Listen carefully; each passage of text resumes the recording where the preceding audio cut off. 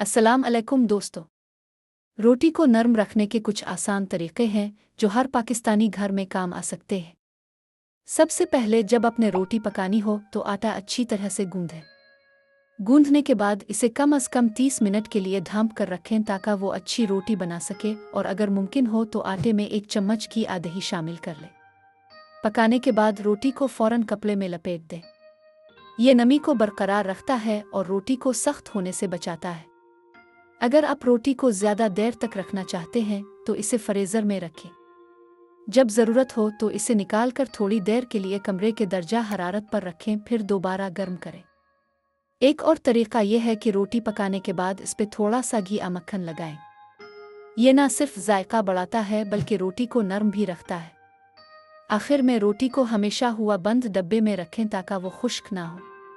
उन आसान तरीकों से आपकी रोटी हमेशा नरम और ताज़ा रहेगी।